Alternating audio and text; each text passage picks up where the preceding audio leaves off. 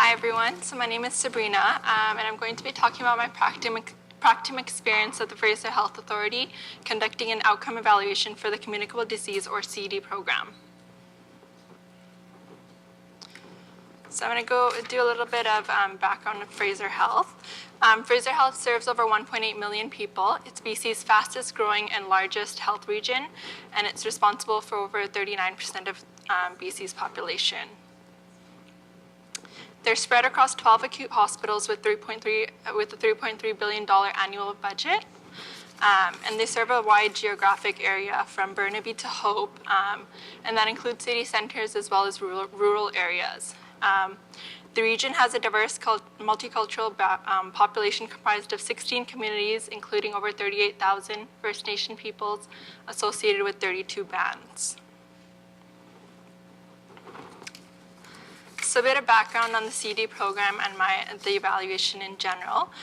The CD program investigates over 6,500 CD cases per year. A growing population and a new IT system resulted in the need for innovative solutions to adapt to resource constraints. And so a redesign of the CD program was a recommendation. A process evaluation at the 6-month mark of the redesign and an outcome evaluation, which I was involved in at the 1 year mark since the redesign was done. And the CD program goal overall is to achieve a gold standard quality CD control program of excellence. These are some of the CD evaluation outcome questions that we looked at. To what extent has the new CD nursing model been implemented as planned? So we looked at roles and responsibilities. If the model meets capacity requirements, do the staff have the supports to fill the roles in accordance with standards of care? How satisfied are staff and stakeholders? And what are the strengths and opportunities to improve the program? And also, to what extent have early outcomes for the program been achieved? So has program efficiency and effectiveness changed? And has there been a change in competence and confidence in staff?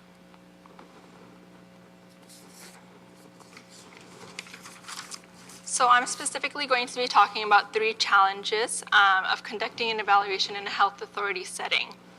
And the 3 that I'm going to be talking about are finding capacity, engaging busy staff, and promoting action on results.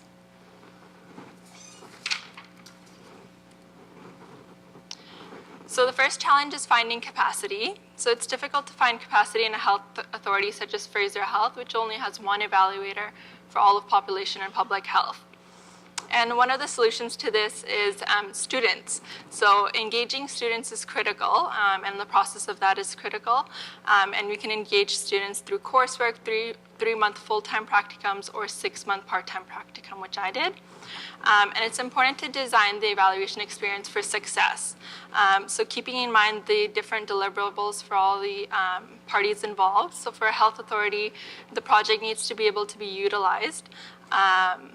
For a student perspective, it's important to not overload them with a lot of work, in that if producing a report for a health authority and then producing a separate report for academic institutions would be a lot of work and time consuming.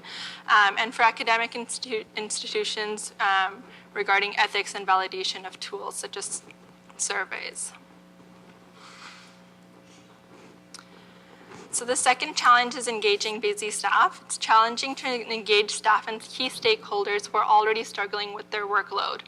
And there's a couple of solutions to this problem. In terms of respondent burden, think about respondent burden and discuss with management what would be feasible in terms of staff for time when developing things such as surveys, debrief sessions. Using structured, concise emails to get the point across. Building trust and being upfront with what will be done with the data. Being clear about the limitations of your role, and most importantly, being humble and showing gratitude to stakeholders and your staff because they know their work best.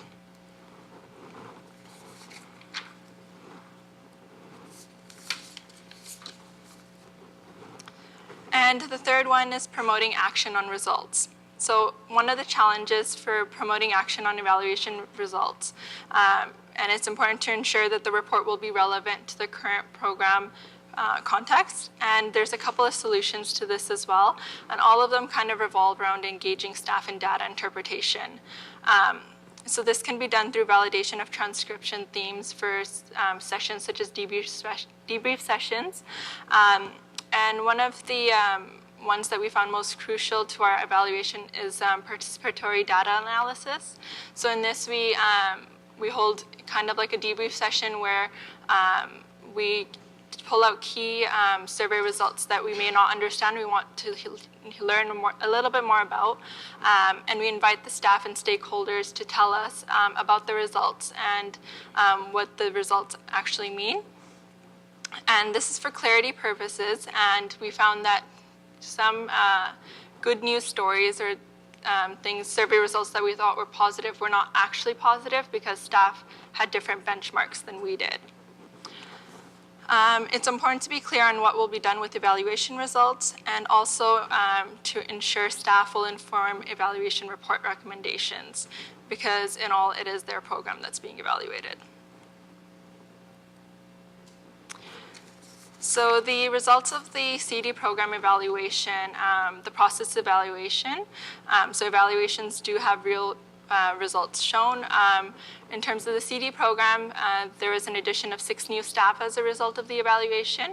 Also clarification and changes to roles, changes to orientation approaches, and also stakeholders and staff who are very appreciative of our work.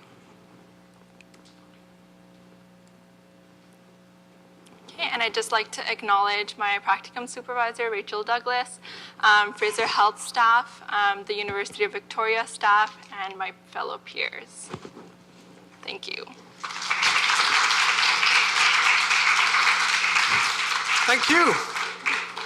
Some questions?